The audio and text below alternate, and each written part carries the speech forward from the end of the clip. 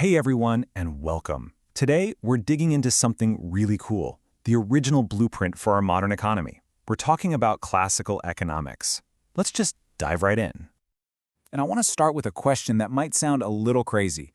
What if the very people who first designed our economic system, what if they believed that endless growth was actually a myth? I know, it's a shocking idea, right? And it's at the absolute heart of what we're going to uncover today. So who were these architects? Well, we're looking at this group of brilliant thinkers back in the 18th and 19th centuries. They were the very first people to try and systematically figure out, hey, how does a nation actually get rich? They were drawing the first real economic map.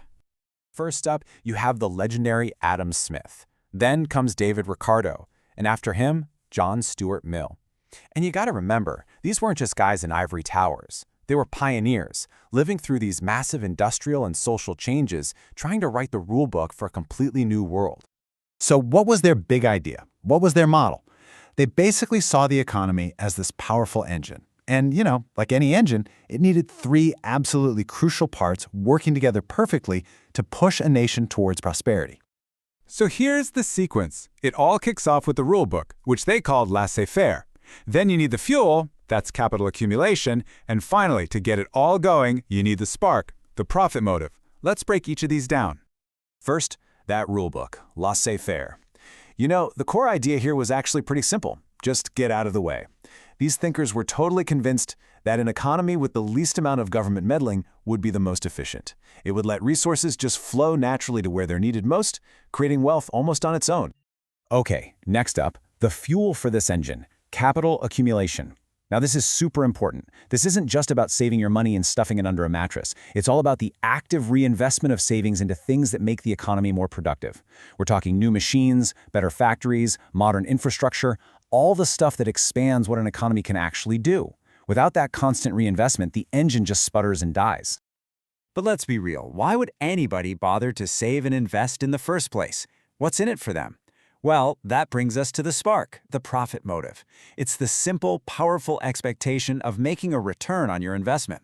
That was seen as the essential incentive that got entrepreneurs to take big risks and turn the key on the whole economic engine. It's literally the ignition. So the engine's fired up, it's running, it's generating wealth, it's creating opportunities. Awesome. But this is where the classical blueprint takes a really fascinating turn. Because you have to ask, where does this road actually lead? What's the final destination they had in mind? This quote from John Stuart Mill just nails the most surprising part of their entire theory. For these guys, the end of growth wasn't a catastrophe. It wasn't a failure. It was just the next phase of the journey. A phase they had a name for, the stationary state. So what on earth is the stationary state? Well, it's the point where that engine of growth just naturally slows to a stop. Their logic was that eventually all the really profitable investments would get made, all the resources would be put to good use, and the pace of those huge game-changing inventions would slow down. In their view, economic growth actually had a finish line. And you can really see the two phases side by side here. On one side, you've got that dynamic, almost chaotic growth phase, just full of rapid investment and expansion. And on the other, you have the final destination, the stationary state, where the economy finally settles into this stable, mature balance. So, I know what you might be thinking. Why are we talking about a 200-year-old theory? It's because this original blueprint, with all of its unexpected twists and turns, has left this incredibly deep and lasting legacy that still shapes our world today. For real. So let's just do a quick recap of the four huge ideas. First, the power of free markets. Let them do their thing. Second, the absolute necessity of savings and productive investment. Third, the role of profit as the main driver.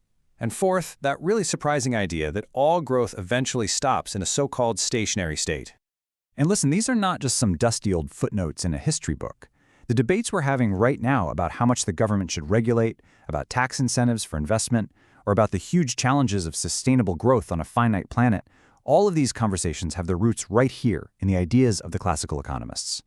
Which leaves us with one final, really fascinating question to chew on. When these classical economists talked about this stationary state, what did they really mean? Was it just an inevitable prediction of the future?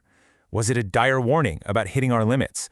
Or, and this is how thinkers like Mill saw it, was it actually a goal to strive for? A state where humanity could finally stop focusing on just piling up more stuff and instead focus on moral and social improvement. It's a pretty deep thought to end on. Thanks for joining me.